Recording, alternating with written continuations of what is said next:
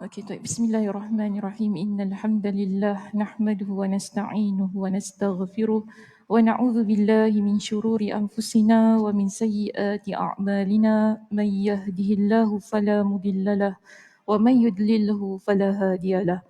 Wa asyhadu an la ilaha illallah wahdahu la syarikalah wa asyhadu anna Muhammadan 'abduhu wa rasuluh. Amma ba'd. Rabbi shrah li sadri wa yassir li amri wahlul 'uqdatam min lisani yafqahu qawli.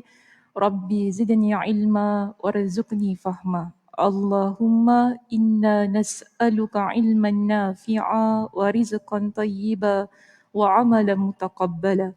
Assalamualaikum warahmatullahi wabarakatuh. Apa khabar? Semuanya sihat? Fitri.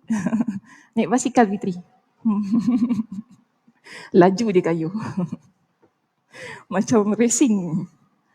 Okey, Alhamdulillah. Di zon 2 semua okey? Muslimah di zon 2 okey ya? Tak panas ya di belakang? Sejuk? Cuma sinaran matahari tak masuk di belakang ya? Di sini je special, ada cahaya. Belakang pun special juga, cahaya lampu. Okey, baik. Alhamdulillah hari ini kita bertemu sekali lagi untuk menyambung ya perbincangan kitab kita Fawaidul Fawaid. Kita berada di muka surat yang keberapa? Berapa Kak Mida? 160. Okey, baik. Perbincangan di muka surat 160 sebenarnya saya dah simpulkan lah ya di pertemuan kita minggu lepas. Sebab minggu yang kemarin saya cuti kan. Baik, jadi yang penting di sini kita masih lagi ya membincangkan bab yang ke-6 tentang tempat bermula dan tempat kembali dalam perspektif surah Qaf. Cuma pada pagi ini perbincangan kita akan masuk ya pada poin kita yang B. Ya, poin kita yang B di muka surat 161. Muka surat 161 kita akan mulakan perbincangannya di situ. Jadi yang penting perbincangan kita yang ke B ini ataupun poin yang B ini masih lagi membincangkan tentang surah Qaf ataupun intipati ya daripada surah Qaf yang bermula dari ayat 3 hingga 5. Sebagaimana yang terdapat di muka surat 158. Di situ kan kalau lihat di dalam kotak tu ada ayat idza mitna wa kunna turaba dzalika raj'un ba'id sampailah fi amrin marij. Okey, 3 hingga 5. Jadi poin kita yang B masih lagi membincangkan ayat yang ketiga hingga yang kelima yang mana kita nak kupas ya tentang penolakan terhadap kebangkitan, iaitu mereka yang mempertikaikan tentang orang yang sudah mati, bagaimana Allah Subhanahu Wa Taala akan bangkitkan kembali. Kita dah tinggal tulang belulang di dalam kubur ni ya, di alam kubur ni, bagaimana kemudiannya dan mungkin ada yang memang dah tak ada apa-apa dah dalam kubur tu, tapi kemudiannya nanti di hari kiamat Allah Subhanahu Wa Taala akan bangkitkan kita. Jadi bagaimana keadaan itu boleh berlaku? Maka di sini sebagai seorang yang beriman kepada Allah, Imam Ibnul Qayyim Al-Jauziyah di dalam kitabnya menjelaskan kepada kita persoalan tersebut, isu tersebut bagi orang yang beriman kepada Allah Subhanahu Wa Taala, kita ada 3 dasar penting yang kita pegang. Kenapa kita sebagai seorang yang beriman, kita beriman bahawa adanya hari kebangkitan. Kenapa kita beriman bahawa kita semua walaupun nanti tinggal tulang belulang, walaupun nanti di alam kubur kita ni tinggal debu, tetapi bagaimana Allah Subhanahu Wa Taala boleh membangkitkan kita dalam keadaan yang sedia, kalanya sebagaimana dulu kita hidup. Jadi di sini Imam Ibnul Qayyim Al-Jauziyah, beliau datangkan kepada kita dengan 3 dasar penting yang perlu kita sebagai seorang beriman pegang baik-baik supaya kita tidak tersasar daripada apa yang dipersoalkan oleh mereka yang tidak percaya bahawa adanya hari kebangkitan. Jadi di sini kalau kita lihat ya di muka surat 161, B ya, poin kita yang B, pijakan dalil, maksudnya dasar dalil ataupun bukti tentang hari kebangkitan. Dalil-dalil di dalam Al-Quranul Karim tentang adanya pembangkitan kembali manusia dibangun atas 3 dasar penting. Kita akan pergi satu persatu dasar yang telah disenaraikan dalam kitab kita ini ya. Pertama sekali, dasar yang penting di sini ialah disebutkan bahawa penetapan kesempurnaan ilmu dan pengetahuan Allah Subhanahu wa taala. Penetapan kesempurnaan ilmu dan pengetahuan Allah Subhanahu wa taala. Atau dengan kata lain, untuk kita mudah faham, poin kita yang pertama ini ingin menyatakan bahawa Allah itu Maha mengetahui. Ya, Allah Subhanahu wa taala memiliki ilmu yang tak akan ada pada manusia, iaitu pada makhluk. Maka atas dasar itu kita kata Allah Subhanahu wa taala Maha sempurna ilmunya, dan atas dasar itu kita kata Allah Subhanahu wa taala Maha mengetahui. Baik, dengan poin yang pertama ini kita kata Allah Subhanahu wa taala Maha mengetahui, di situ didatangkan kepada kita dengan bukti. Sebenarnya dalam Al-Quranul Karim ada banyaklah ya ayat-ayat yang menyatakan tentang Allah Subhanahu wa taala Maha mengetahui. Ada banyak, tetapi di sini kita datangkan beberapanya sahaja untuk kita fahami, untuk kita bincangkan. Jadi ayat yang pertama didatangkan kepada kita untuk menguatkan hujah yang pertama tentang Allah Maha mengetahui, Allah itu Maha sempurna ilmunya. Ayat yang pertama di sini didatangkan kepada kita dengan surah Yasin. Biasa baca surah Yasin? Siapa tak pernah baca surah Yasin? Tak berani angkat tangan ya. Biasa baca surah Yasin? Ketawa. Biasa, maknanya kita tahulah ya, bila saya baca ayat ini kita dah akan dapat tangkap di mana letaknya ayat tersebut kerana setiap minggu mungkin ramai antara kita yang baca ya surah Yasin. Baik, ayat yang ke-78 hingga 79. Ayat 78 hingga 79. Di sini Allah Subhanahu wa taala berfirman, "Man yuhyil 'izama wa hiya ramim. Qul yuhyiha alladhi ansha'aha awwala marrah wa huwa bikulli khalqin alim."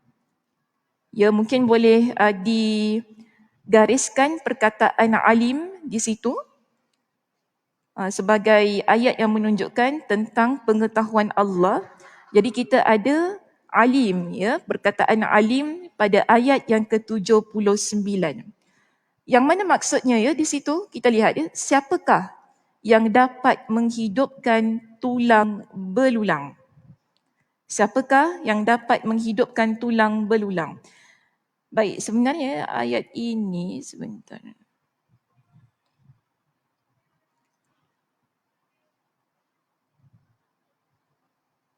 Baik, ayat yang ke-78 ini depannya ada lagi ya.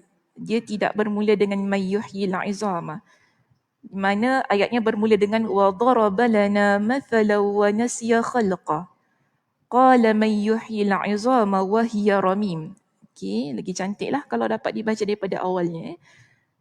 Itu wa daraba lana mathalan wa nasiya khalqa. Serta dia mengemukakan satu mithal, perbandingan kepada kami tentang kekuasaan itu, dan dia pula lupakan keadaan kami menciptakannya sambil dia bertanya. Baru masuk ayatnya, mayyuhyil 'izama wa hiya ramim. Siapakah yang dapat menghidupkan tulang belulang yang telah hancur luluh? Katakanlah Muhammad, iaitu qul yuhyiha alladhi ansha'aha awwala marrah. Katakanlah wahai Muhammad, yang akan menghidupkannya ialah Allah yang menciptakannya pertama kali. Wa huwa bi kulli khalqin alim, dan dia maha mengetahui tentang segala makhluk. Baik, jadi ayat ini ya muslimah, bila kita rujuk dalam pentafsirannya, tidak kiralah sama ada Imam At-Tabari atau Imam Ibn Kathir rahimahumullah, kedua-dua mereka ketika mereka mentafsirkan ayat ini, mereka mendatangkan sebuah riwayat tentang kenapa ayat ini diturunkan oleh Allah Subhanahu wa taala kepada Nabi sallallahu alaihi wasallam. Pada masa itu ketika Nabi sallallahu alaihi wasallam di Makkah, ada seorang yang bernama Ubay ibn Khalaf. Ya, Ubay ibn Khalaf ini dia datang di hadapan Nabi sallallahu alaihi wasallam. Apa dia bawa? Dia bawa tulang. Okey. Dia bawa tulang yang mana tulang tu dah rapuh. Apa dia buat di depan muka Nabi? Dia hancurkan tulang tu. Namanya Ubay ibn Khalaf. Di hadapan Nabi SAW, dia hancurkan tulang itu, kemudian dia tiupkan debu tulang itu di muka Nabi SAW. Dia kata kepada Nabi, adakah engkau yakin Tuhan engkau boleh mencantumkan semula tulang belulang ini? Gitu. Ya, dia buat di hadapan Nabi SAW. Nabi kata, "Na'am. Ya, aku yakin Allah akan mencantumkan semula." Nabi kata apa? Allah akan yumituka. Allah akan mematikan engkau. Kemudian Allah akan membangkitkan engkau. Lalu Nabi kata kepada dia, Allah akan masukkan engkau dalam api neraka. Nabi kata begitu kepada Ubay ibn Khalaf. Sebab itu ayat ini diturunkan untuk membuktikan kepada kita bahawa ada di kalangan manusia yang tidak percaya tentang hari kebangkitan. Ada di kalangan manusia yang mana mereka rasa bahawa mustahil Allah akan mencantum kembali tulang yang sudah menjadi debu. Tak mungkin itu akan berlaku. Dan memang betul, ada di kalangan mereka yang mempermainkan apa yang disampaikan oleh Nabi SAW. Sebab itu dia buat begitu di hadapan Nabi SAW. Dan di sini kita dapati Allah Subhanahu wa taala sebutkan kepada Nabi, beritahu kepada dia. Kan? Beritahu kepada dia apa tadi dalam surah Yasin? Qul yuhyiha allazi ansha'aha awwala marrah. Katakanlah kepada dia, kami akan hidupkan sebagaimana kami hidupkan dia pada pertama kali. Asalnya kita, kalau nak fikir logik, bagaimana kita ini daripada setitis air mani, kita boleh jadi manusia sebagai ini? Boleh fikirkan? Asalnya kita hanya setitis air mani. Kalau kita lihat air mani yang hina tu, boleh jadi sakinah ya dia. Tak terfikir ke? Boleh pula jadi manusia gini cantik, guna perkataan. Cantik, anggun, mempesona. Boleh pula jadi manusia macam tu kan? Tak terfikir ke? Kita mesti terfikir, bagaimana Allah Subhanahu wa taala boleh menciptakan manusia daripada setitis air mani, kemudiannya ada jari jemari. Allah Subhanahu wa taala bentukkan wajah kita, boleh melihat, boleh bercakap, boleh berjalan, boleh buat segala-galanya. Kita mampu untuk buat apa sahaja dengan kurniaan yang Allah Subhanahu wa taala berikan pada kita. Kenapa tentang penciptaan diri kita ini kita tak pertikaikan?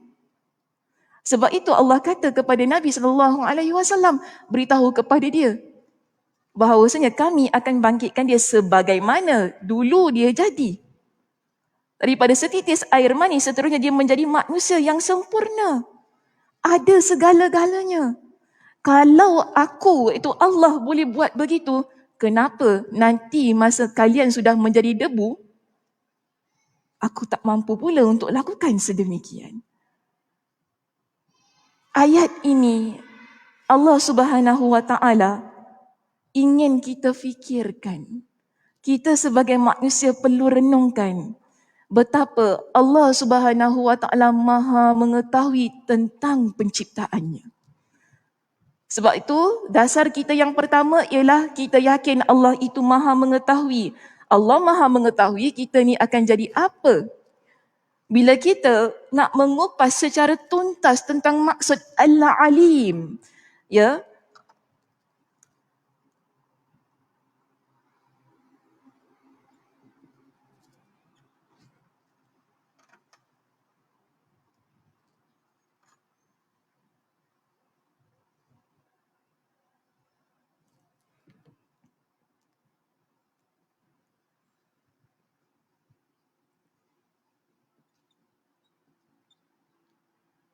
kita kata Allah Subhanahu Wa Taala itu Maha mengetahui. Dalam keadaan kita beriman, Allah Subhanahu Wa Taala Maha mengetahui. Kita beriman bahawasanya Allah Subhanahu Wa Taala Maha mengetahui apa yang belum terjadi. Allah Subhanahu Wa Taala Maha mengetahui benda yang belum terjadi, nanti bila dia terjadi bagaimana keadaannya terjadi. Allah juga tahu apa yang berlaku sebelum-sebelumnya. Allah Subhanahu Wa Taala Maha mengetahui. Sekarang ini, sebelum dia berlaku, Allah dah tahu dah Sakinah tu nanti dia pakai baju warna apa. Nampak ya keadaannya begitu? Allah tahu dah kat sini semua datang nanti kuliah Sakinah semua pakai baju apa? Oh, hitam, coklat. Ya, Fitri pakai coklat, bajunya colour teal gitu kan. Allah Maha mengetahui. Setiap sesuatu yang ada pada diri kita itu tidak mustahil. Kerana apa? Allah yang menciptakan kita. Pencipta, dia akan tahu setiap selok belok, setiap sesuatu yang ada pada diri yang dicipta itu, iaitu kita. Jadi tak mustahil. Saya nak bagi contohlah senang macam ini kita dalam hidup kan. Kita contohlah kita create satu masakan ya. Kita ada cipta satu masakan resepi, kita kata turun-temurun. Resepi ni tak ada orang boleh challenge. Oh tak, Fitri ada resepi yang dicipta? Enggak ada. Enggak ada. Kakak ada? Tak ada. Ke tak berani nak cakap? Nanti orang kata, ya je dia tu. Ada pula resepi dia cipta ya. Tak, bagi saya, kita semua, tangan kita ni berbeza bukan? Atau orang kata air tangan beza-beza Ustazah. Ya, cik masak resepi sama tapi rasa tak sama. Sebab apa? Air tangan Ustazah dengan air tangan cik berbeza. Begitu keadaannya. Sebab kita ada specialty kita ada kelebihan kita yang tersendiri. Tapi bayangkan, kita kalau ada satu resepi yang kita tahu itu kita buat. Ya. Kalau ada sesuatu yang kurang, kita tahu bagaimana kita nak betulkan resepi itu. Betul tak? Ataupun kita makan makanan di tempat lain, kita rasa, ni mesti ada something. Kenapa rasa dia gini? Oh, aku tahu ni, dia mesti kurang asam ni. Bukan kurang asam yang tu Jangan salah faham pula. Bukan kurang asam yang itu. Maksudnya dia kurang letak air asamnya. Begitu keadaannya kan? Sebab dia yang create that recipe lah contohnya kita katakan. Jadi dia tahu bila ada something lack, ada sesuatu yang kurang pada masakan itu, dia dapat detect dan dia tahu bagaimana untuk mengelokkan masakan tersebut. Sebab apa? Dia yang cipta resepi. Jika kita manusia begitu keadaannya, kan? Pastilah ada kekurangan-kekurangannya juga sebab tak semua resepi kita tu resepi yang sedap dan bagus. Betul tak? Ada juga mungkin resepi macam resepi dia sedap, aku masak lagi sedap lagi dekat gitu kan. Tapi semua orang ada keadaan-keadaan yang berbeza. Namun kita rasa kita tahu apa yang kita buat. Saya guna perkataan tahu. Ya. Kita rasa kita tahu. Sebab itu milik kita. Kalau kita rasa sedemikian, Allah itu Maha mengetahui. Lebih dari kita. Lebih segala-galanya. Lebih sempurna dari kita. Tak boleh ada yang menandingi pengetahuan Allah Subhanahu Wa Taala. Allah ciptakan kita, Allah ciptakan bumi, Allah Subhanahu Wa Taala ciptakan langit, semuanya Allah Subhanahu Wa Taala tahu apa yang ada di langit dan apa yang ada di bumi. Sebelum berlaku coronavirus ni Allah dah tahu dah. Betul tak? Allah dah tahu dah. Tahun bila Waktunya bila? Bermula di mana? Sebab Allah yang ciptakan virus itu. Kita sebagai manusia, oh tu daripada sana tu tempatnya ni, memang ni semua ni, tu kita cakap macam-macam. Tapi Allah Subhanahu Wa Taala dia Maha mengetahui. Bila akan berakhir semua ini, Allah Subhanahu Wa Taala juga Maha mengetahui. Kita tak boleh untuk mencabar pengetahuan Allah Subhanahu Wa Taala. Ini yang cuba Allah Subhanahu Wa Taala sampaikan kepada kita dalam surah Yasin ayat yang ke-78 hingga 79 itu tadi.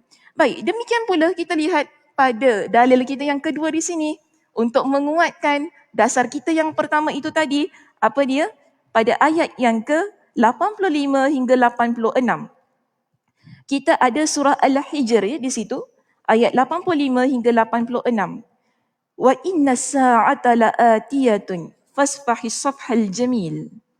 Allah Subhanahu Wa Taala ingatkan kepada Nabi sallallahu alaihi wasallam, bila ada orang yang kutuk Nabi, yang kata Nabi ni cakap perkara yang bukan-bukan, Nabi sallallahu alaihi wasallam berbual perkara yang tak masuk akal. Allah Subhanahu Wa Taala beritahu kepada Nabi, wa inna sa'ata la'atiyatun. Sesungguhnya hari kiamat itu dia akan datang. Bila? Wallahu a'lam. Kita memang takkan tahu bila hari kiamat itu akan berlaku. Tetapi ia pasti datang, Allah kata. Inna sa'ata la'atiyatun fasfahis safhal jamil. Jadi Allah kata kepada Nabi, maka maafkanlah mereka dengan cara yang baik. Maksudnya, biarkanlah orang nak kata apa. Orang nak kata engkau ni pembohong ke, pendusta, engkau gila, engkau sampaikan perkara yang tak masuk akal, biarkan sahaja mereka itu. Maafkan. Layan mereka dengan cara yang terbaik sajalah. Ini antara adab kita juga ya. Kita ni kalau ada orang, kita dah cakap sesuatu kepada dia tentang perkara yang benar. Kita dah explain, kita dah beritahu. Tapi mungkin ada orang dia tak boleh terima, malah cakap kita ni merepek ya. Cakap kita ni bukan-bukan, cakap kita hidup, cakap ini, sabarlah kita. Lebih-lebih lagi tentang hal yang berkaitan dengan agama. Kena kata merepek ustazah ni cakap pasal hukum gini. Repek dia ni, tak masuk akal lah ni. Mungkin ada orang cakap gitu kan, sabarlah kita. Kita cakap yang baik-baik, penggunaan ayat kita ni perlu molek lah orang kata. Kalau orang cakap perkara-perkara yang jahat tentang diri kita ni, sudahlah. Tinggalkan. Sebagaimana yang Allah Subhanahu Wa Taala perintahkan kepada Nabi sallallahu alaihi wasallam. Allah kata sudah, fasfah. Maafkan, tinggalkan mereka itu. Sebab apa? Nanti di hari kiamat, orang yang mendustakan kamu, bila hari kiamat itu datang, akan baru celik mata dia. Barulah dia akan kata, oh dulu apa yang Muhammad cakap tu betul rupanya. Sekarang memanglah, kan? Dia akan cakap macam-macam. Tapi nanti kemudiannya bila datangnya hari kiamat, sebab tu Allah kata, inna sa'ata la'atiyah. Hari kiamat itu dia akan datang. Tujuan kenapa Allah Subhanahu Wa Taala mendatangkan hari kiamat itu nanti ialah akan terbukalah mata orang-orang yang mendustakan setiap kebenaran. Mereka yang tak percaya tentang hari kiamat, nanti bila datangnya hari kiamat, pada masa itulah baru mereka kata, oh betul lah selama ni apa yang aku dengar, betul lah selama ni apa yang disampaikan kepada aku. Hari kiamat datang. Kalau dari dulu aku tahu benda ni betul, aku dah beramal banyak-banyak. Sebab itu di sini Allah Subhanahu Wa Taala kata kepada Nabi, berlapang dada dengan orang-orang yang begini. Sebab kita kalau nak gaduh dengan orang yang akhlaknya bobrok, orang yang akhlaknya macam gini, sampai ke hari kiamat dia tak habis. Tak habis. Kita kalau nak gaduh dengan orang, tak habis. Sampai bila-bila pun akhirnya berlaku permusuhan, sakit hati, tidur malam pun tak lena. Dia bukan mandi tak basah, tidur tak lena, bukan gitu tau.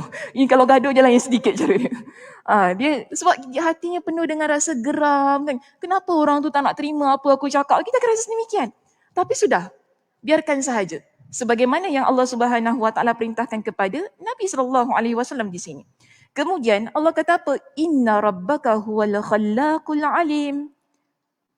Sesungguhnya Rabbmu, dialah yang maha pencipta, maha mengetahui. Ya, boleh kita gariskan perkataan al-alim di situ. Dan di dalam bahasa Melayunya juga sudah digelapkan, sudah dibolkan perkataannya untuk kita dapat melihat bagaimana ayat ini didatangkan sebagai bukti untuk menunjukkan bahawa keyakinan kita, kenapa kita percaya bahawa adanya hari kebangkitan, pertama ialah kerana Allah itu maha mengetahui lantaran Allah Subhanahu Wa Taala yang menciptakan manusia dan makhluknya. Seterusnya, kita ada ayat yang ketiga. Ayat yang ketiga ini sebenarnya adalah daripada surah Qaf itu sendiri. Yang terdapat di muka surat 158 lah kalau kita refer kan. Kalau kita rujuk di muka surat kita yang ke 158 dan 162, didatangkan kepada kita dengan ayat yang sama di situ. Yang mana Allah Subhanahu Wa Taala berfirman, qad alimna ma tanqusul ardu minhum. Sungguh kami telah mengetahui apa yang ditelan bumi dari tubuh mereka. Di sini digunakan perkataan alimna. Okey, boleh gariskan perkataan alimna di situ? Qad alimna. Sesungguhnya kami telah mengetahui apa yang ditelan bumi dari tubuh mereka. Jadi kita ada 3 ayat. Pertama, kita ada surah Yasin. Ayat yang keberapa? Boleh bantu Ustazah? 78 hingga 79. Okey, terima kasih. Seterusnya surah Al-Hijr ayat yang keberapa?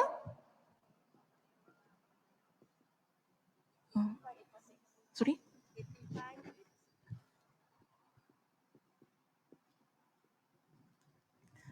Dan yang terakhir kita ada surah Qaf. Surah Qaf ayat keempat. Okey. Baik. Jadi kita ada 3 dalil. 3 dalil yang membuktikan bahawa Allah Subhanahu Wa Taala maha mengetahui. Sebagaimana yang saya sebutkan dari awal tadi, ada banyak lagi lah ayatnya. Bukan ini sahaja.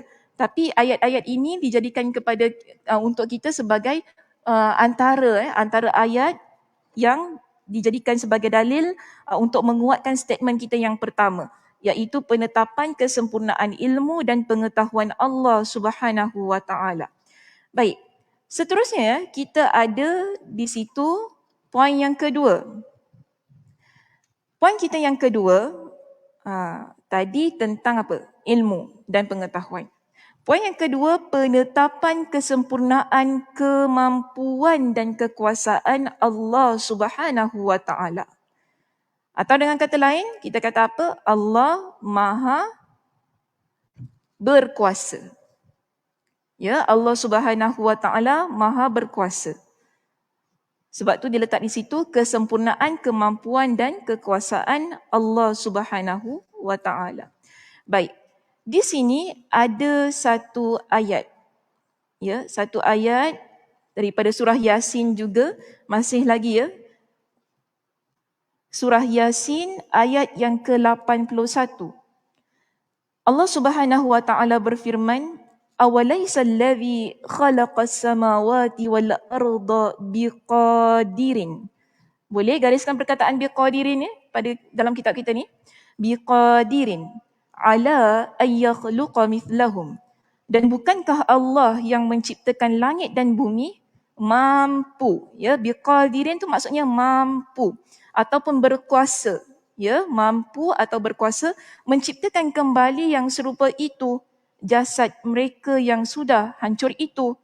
Jadi ini kita panggil sebagai persoalan yang Allah Subhanahu Wa Taala berikan sekali lagi untuk kita fikir bahawa Allah Subhanahu Wa Taala bukan sahaja tahu, tetapi Allah itu maha berkuasa untuk lakukan apa sahaja. Jadi Allah kata, Allah ciptakan langit, Allah ciptakan bumi.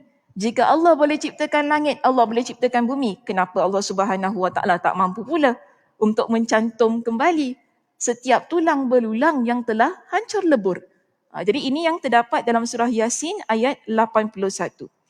Dan kemudian di situ kita ada surah Al-Qiyamah. Surah Al-Qiyamah ayat yang keempat, Allah Subhanahu wa taala menyebutkan bala qadirina ala an nusawwiya banana. Sebab begini, sila ya muslimah rujuk pada ayat yang pertama hingga ke 5 dalam surah Al-Qiyamah.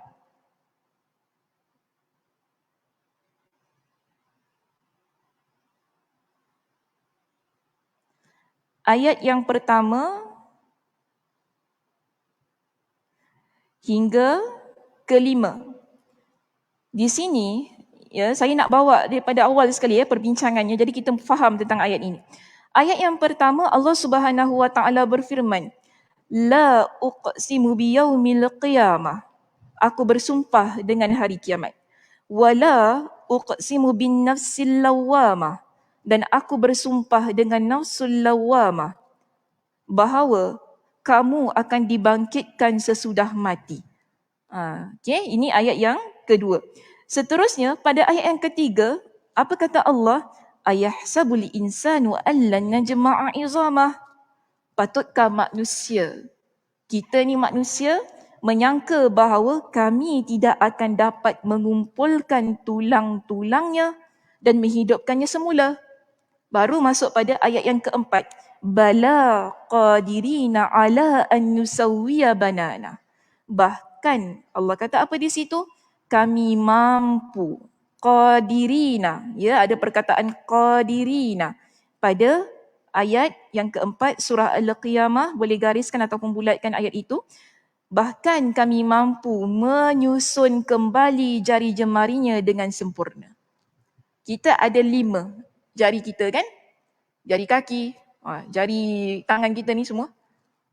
1 tercabut. Boleh Allah Subhanahu wa taala cantumkan? Boleh? Boleh. 1 je. Kalau 5-5? Boleh. Kalau dah jadi debu? Lagilah boleh. Tidak ada apa yang mustahil bagi Allah Subhanahu wa taala di sini. Ya.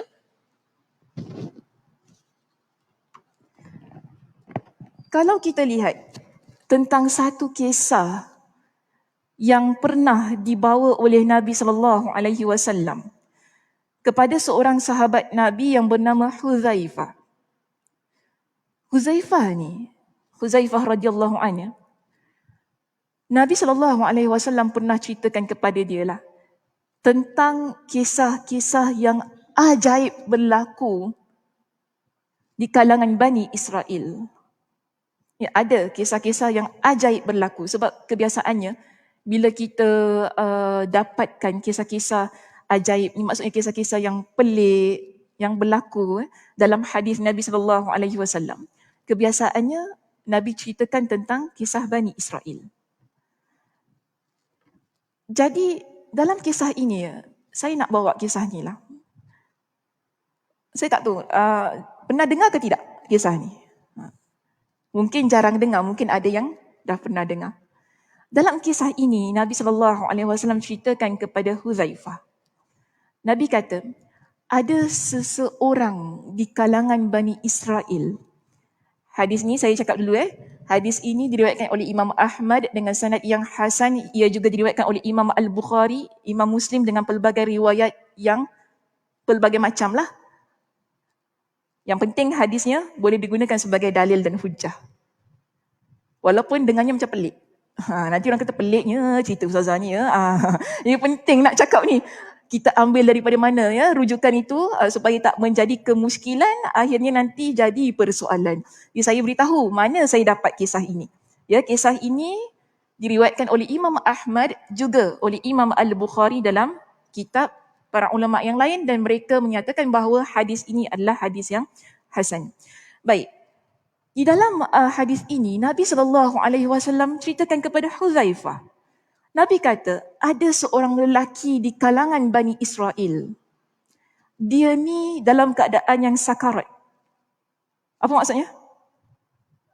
Dah nak mati. Dalam keadaan dah nak mati.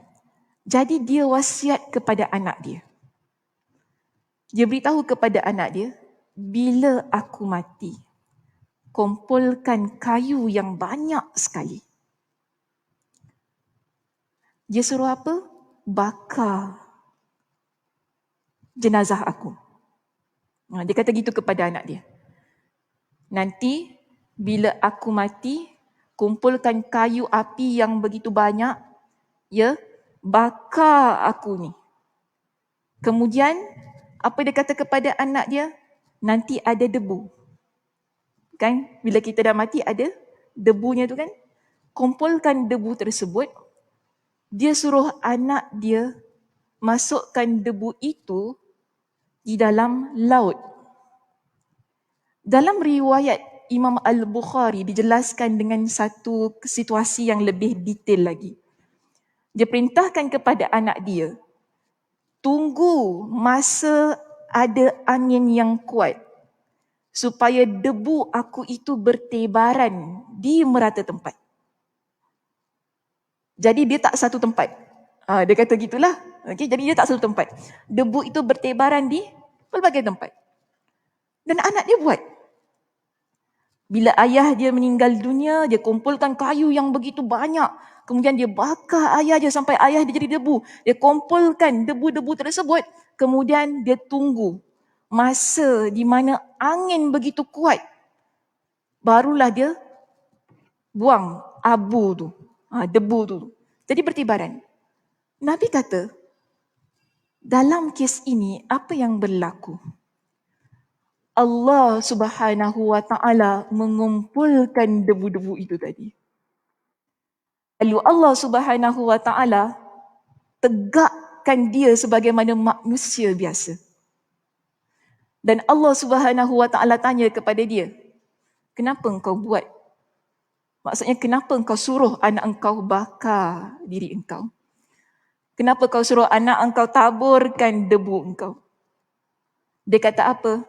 Aku takut kepada engkau, wahai Allah. Itu jawapan dia. Dan Nabi kata apa? Allah Subhanahu wa ta'ala mengampunkan dia. Kerana ketakutan dia kepada Allah Subhanahu wa ta'ala.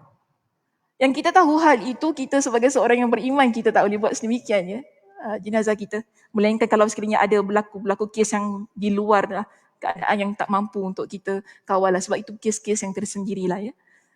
Jadi kita lihat di sini bukan tentang, saya bukan nak highlightkan tentang pengampunan Allah itu tadi ya terhadap. Nanti orang kata, kenapa Allah ampunkan you? Nanti timbul pula masalah kita orang perempuan ni sikit-sikit lah. Kita cerita yang ini keluar pula, kenapa Allah ampunkan you? Seorang kan dah buat salah. Macam gitulah kita ni. Relax, sabar. Kita sebenarnya nak cerita di sini. Yang Nabi SAW ingin beritahu kepada kita, betapa Allah itu maha berkuasa. Nampak ya? Dah jadi debu kan? Secara logiknya, debu tu dah bertebaran. Mana nak cari? Kita boleh cari. Kalau berlaku, kapal terbang terhempas, masuk ke dalam lautan, agak-agak boleh jumpa. Boleh jumpa. Tapi sempurna, belum tentu. Belum tentu. Kita manusia yang cari tu belum tentu. Tapi Allah boleh? Allah boleh. Sebab Allah itu maha mengetahui, Al-Alim. Yang kedua kita sedang bincangkan, Allah itu maha berkuasa. Allah boleh buat apa sahaja yang Allah inginkan. Termasuklah dalam kisah tadi di kalangan Bani Israel itu. Walaupun dia suruh anak dia tebarkan, maknanya buang abu aku ni merata tempat. Kan? Jadi maknanya tak dapat jumpa aku ni. Namun Allah Subhanahu wa ta'ala boleh kumpulkan debu dia, kemudian Allah bangkitkan dia sebagai manusia biasa sebagaimana asalnya dia. Nabi nak beritahu kepada kita, tidak ada yang mustahil untuk Allah. Dalam sebuah riwayat yang lain, ya, Nabi SAW ada menyebutkan, hadis ini diperselisihkan di kalangan para ulama. Ada yang mengatakan bahawa hadisnya dhaif, ada yang mengatakan hadisnya hasan. Ya, ada dua. Dhaif, hasan. Tapi kenapa saya nak datangkan ayat ini? Kerana maksud daripada hadis itu ia menepati apa yang terkandung dalam Al-Quranul Karim. Jadi kita nak ambil maksud daripada apa yang Allah Subhanahu Wa Taala sebutkan ini. Dalam sebuah hadis qudsi, Allah Subhanahu Wa Taala ada menyatakan begini. Ya, Allah kata begini. Dia kata, Inni jawadun majidun wajidun. Allah sebutkan dalam hadis tersebut, sesungguhnya aku ini maha pemurah. Majidun, maha mulia. Wajidun, iaitu maha kaya. Allah kata, aku maha pemurah. Yes, kita tak nafikan Allah maha pemurah. Dalam Al-Quranul Karim, banyak ayat yang menyebutkan bahawa Allah itu maha pemurah. Allah maha mulia. Ya, tak ada sesiapa di kalangan kita yang beriman kepada Allah boleh menafikan tentang maha mulianya Allah Subhanahu Wa Taala. Allah itu maha kaya. Sekali lagi kita tidak menafikan tentang maha kayanya Allah Subhanahu Wa Taala. Di sini Allah kata apa? Af'alu ma asya. Aku buat apa yang aku inginkan. Ya, aku buat apa yang aku inginkan. Contohnya Allah kata, Ata'i kalamun wa azabi kalamun. Aku boleh beri anugerah kepada manusia hanya dengan ucapan aku. Aku boleh mengazab manusia hanya dengan ucapan aku. Sebab itu di akhir hadis ini, Allah Subhanahu Wa Taala berfirman, Allah kata apa? Idza aradtu syai'an. Jika sekiranya aku inginkan sesuatu, fa innama aqulu lahu kun fayakun. Jika sekiranya aku inginkan sesuatu, maka aku hanya ucapkan kun. Jadilah, maka jadilah ia.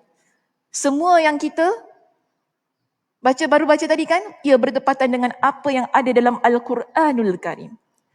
Allah Subhanahu Wa Taala Maha berkuasa untuk buat apa sahaja kepada kita makhluknya. Dan itu tidak mustahil bagi Allah Subhanahu Wa Taala, kerana Allah Subhanahu Wa Taala dia buat apa yang dia inginkan. Sebab itu ya muslimah, bila kita lihat pada ayat yang berikutnya, iaitu surah Al-Hajj ayat yang ke-22, Allah Subhanahu Wa Taala berfirman, "Dzalika bi annallaha huwal haqq wa annahu yuhyil mauta wa annahu ala kulli syai'in qadir." Yang demikian itu kerana sungguh Allah, dialah yang hak dan sungguh dialah yang menghidupkan segala yang telah mati dan sungguh dia maha kuasa atas segala sesuatu. Ayat-ayat ini semuanya ya, kalau kita letakkan di sini.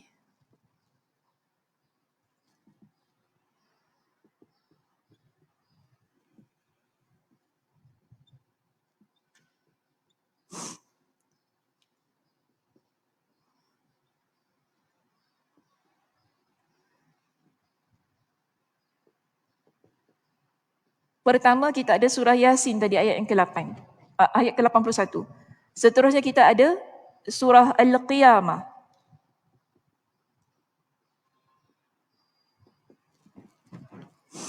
Ayat yang ke-4. Dan terakhir sekali kita ada surah Al-Hajj.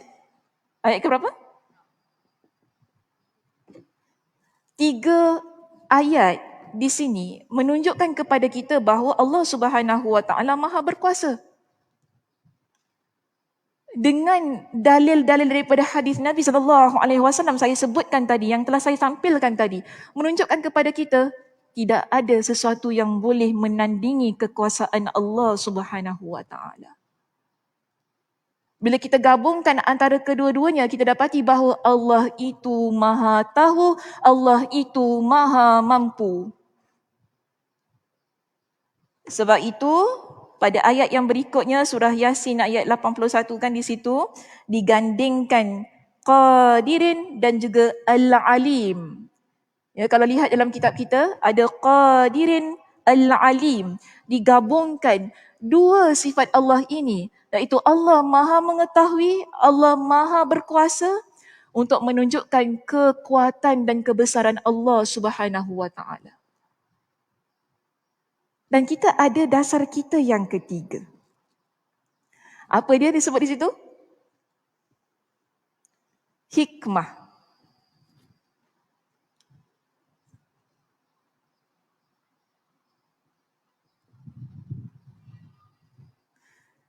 Allah Subhanahu wa taala memiliki kesempurnaan dari sudut hikmah. Maksudnya apa? Allah Maha mengetahui kenapa Allah ciptakan sesuatu. Apa yang akan berlaku kepada penciptaannya. Dan kebiasaannya, Allah tidak menciptakan sesuatu dengan saja-saja. Ada hikmah di sebaliknya. Atas dasar itu, bila kita lihat kepada dalil-dalil yang diberikan pada poin kita yang ketiga berkenaan dengan Allah Subhanahu wa taala memiliki kesempurnaan hikmah. Disebutkan kepada kita ya di situ dalam surah Ad-Dukhan pada ayat yang ke-38, pertama sekali Allah perintahkan kepada kita supaya lihat langit dan bumi. Kenapa Allah Subhanahu wa taala ciptakan langit dan bumi?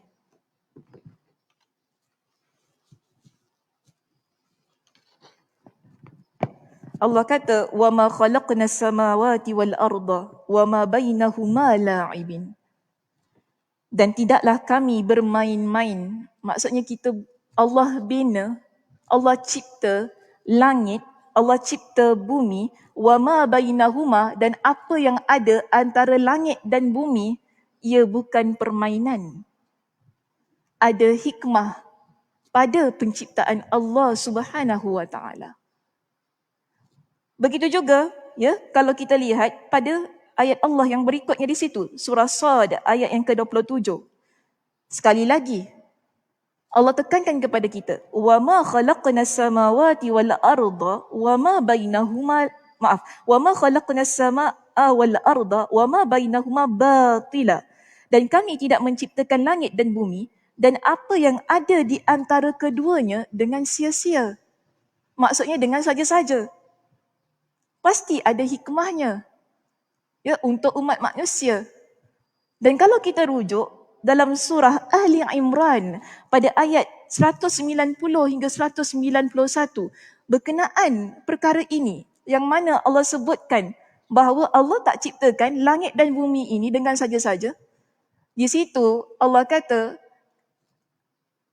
ada manusia yang dipanggil sebagai ulil albab, yang mana mereka itu berfikir. Allah ciptakan langit, Allah ciptakan bumi dan setiap apa yang ada pada kedua-duanya, ia adalah untuk kita ni makhluk berfikir tentang Allah. Alladzina yadhkuruna Allah qiyaman wa qu'udan wa ala junubihim. Allah kata dalam surah Ali Imran, ya. Langit, bumi Allah ciptakan untuk mereka yang berfikir. Siapa mereka? Mereka yang ingat Allah. Dalam keadaan dia duduk, berdiri dan dia baring. Maknanya bukan saja-saja Allah ciptakan langit dan bumi ini untuk kita. Untuk kita lihat kebesaran Allah, untuk kita merenung, untuk kita muhasabah bahawa Allah Subhanahu wa taala memiliki kuasa yang begitu besar. Tidak ada tandingan pada kuasa Allah Subhanahu wa taala. Seterusnya kita ada surah Al-Qiyamah. Sekali lagi di situ ayat yang ke-36. Allah kata apa? Ayahsabul insanu ayyutraka suda. Aku ciptakan manusia dengan bentuk yang begini dalam keadaan yang sempurna ini. Adakah manusia itu menyangka kita akan biarkan dia begitu sahaja? Adakah manusia ini menyangka bahawa mereka ini diciptakan tanpa diberikan pertanggungjawaban kepada dia? Allah Subhanahu wa taala ciptakan kita bukan saja-saja maknanya. Allah nak beritahu. Imam Ibn Kathir rahimahullah ketika dia mengambil pendapat daripada Imam Qatadah dalam kitab tafsirnya, dia mengatakan bahawa ada dua maksud pada ayat ini, iaitu surah Al-Qiyamah ayat yang ke-36. Manusia diciptakan pertama, bukan diciptakan begitu-gitu saja, dah lahir dekat dunia dah habis. Pandai-pandailah nak hidup. Bukan begitu maksudnya. Tapi Allah Subhanahu wa taala ciptakan kita kita hidup dengan keadaan sebagai seorang beriman, kita ada perintah yang perlu kita laksanakan, kita ada larangan yang perlu kita tinggalkan. Ya, kita ada perintah. Maksudnya sebagai seorang yang beriman, Allah Subhanahu Wa Taala perintahkan kepada kita untuk solat. Allah perintahkan kepada kita bayar zakat, berpuasa, berbakti kepada kedua ibu bapa, saling membantu antara satu dan yang lain. Itu perintah Allah. Kita hidup di atas muka bumi ini bukan saja-saja Allah Subhanahu Wa Taala ciptakan kita untuk kita tinggalkan larangannya. Maksudnya Allah perintahkan kepada kita jangan jadi orang yang jahat. Begitu penciptaan manusia. Tinggalkan zina, rasuah, ya, tinggalkan perkara-perkara yang boleh menyebabkan kita masuk ke dalam neraka Allah. Itu tujuannya penciptaan manusia ini. Beribadah kepada Allah. Kerana insan yang beribadah kepada Allah dengan ikhlas adalah insan yang akan taat kepada Allah dengan melaksanakan perintah itu tadi dan meninggalkan larangannya. Dengan kedua-dua perkara itu, Imam Ibn Kathir rahimahullah jelaskan kepada kita, kita akan dibangkitkan di hari kiamat. Kita akan dibangkitkan bersama dengan amal kita. Perintah dan larangan yang ada itu tadi. Kita akan dibangkitkan bersama dengan itu. Sebab tu begini, saya nak simpulkan perbincangan kita pada pagi ini begini. Saya tahu banyak lagi dalam buku tu. Tak apa, tinggalkan saja. Ya, tinggalkan saja. Kita simpulkan perbincangannya begini. Pada poin kita yang B di sini, kita belajar tentang 3 perkara penting untuk memantapkan keimanan kita sebagai seorang muslimah. Pertama, kita tahu bahawasanya Allah itu Maha Tahu, Al-Alim. Allah Subhanahu Wa Taala Maha mengetahui atas setiap sesuatu. Itu adalah sifat Allah.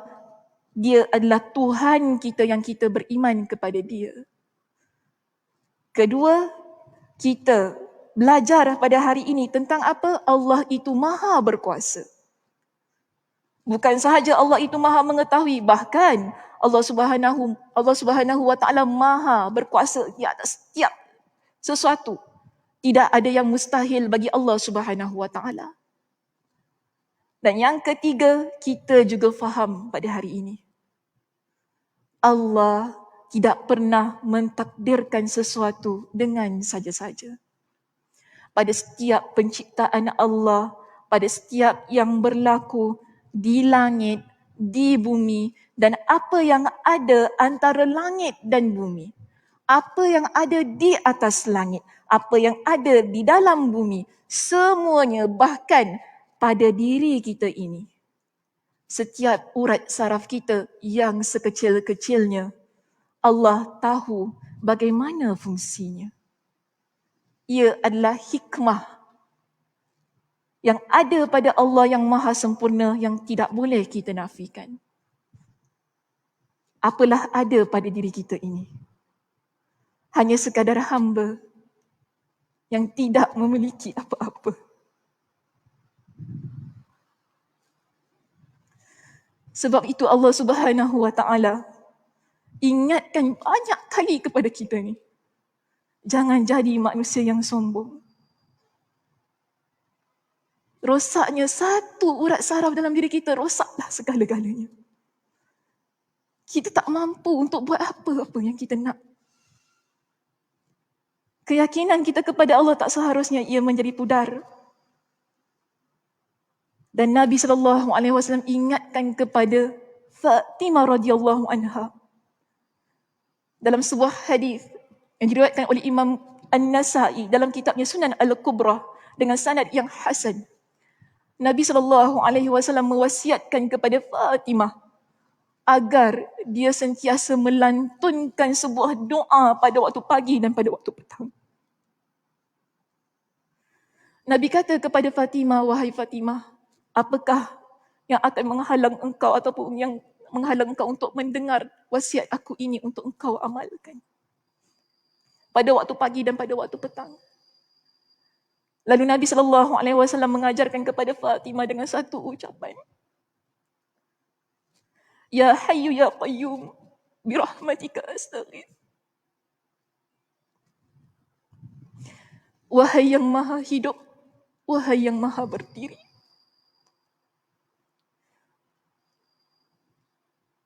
Kita belajar tadi bahawa Allah itu maha berkuasa.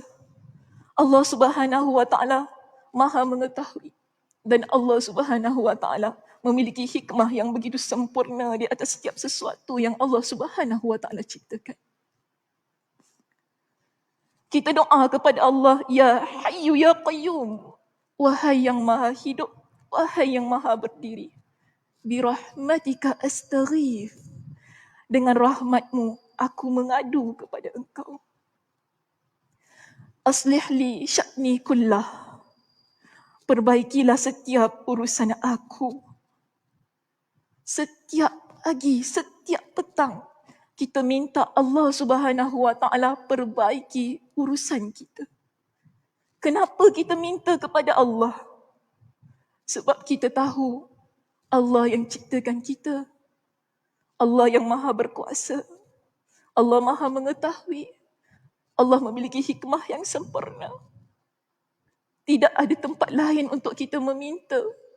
Kebergantungan kita yang paling tinggi ialah kepada Allah Subhanahu wa taala. Kita minta kepada Allah agar perbaiki setiap urusan hidup kita. Sebab kadang-kadang hidup kita ni terombang-ambing. Walaupun kita kata, oh kita duduk kuliah, kita dengar ceramah, kita itu, kita ini. Tapi belum tentu hati kita adalah hati yang tenang. Itu membuktikan apa? Kita manusia perlukan Allah. Kita manusia adalah hamba yang tidak boleh meninggalkan Allah Subhanahu wa taala. Sebab itu kita minta kepada Allah, wala takilni ila nafsi tarfata ain. Atas dasar kita mengaku Allah itu maha mengetahui, atas dasar kita mengaku bahawa Allah itu maha berkuasa, dan atas dasar kita mengetahui bahawa Allah itu memiliki hikmah yang paling sempurna. Kita minta kepada Allah, Ya Allah, jangan kau serahkan aku pada diri aku walaupun sekelip mata. Kerana kita ini adalah ciptaan Allah. Kita nak Allah bantu kita uruskan semua perkara dalam hidup kita. Daripada sekecil-kecil masalah hinggalah kepada sebesar-besar masalah. Sebab itu Nabi SAW mengajarkan kepada Fatimah dengan doa itu. Ya Hayyu Ya Qayyum, birahmatika astaghith. Aslih li sya'ni kullah, wala takilni ila nafsi tarfata ain. Wahai yang maha hidup, wahai yang maha berdiri. Dengan rahmatmu aku mengadu kepada kau.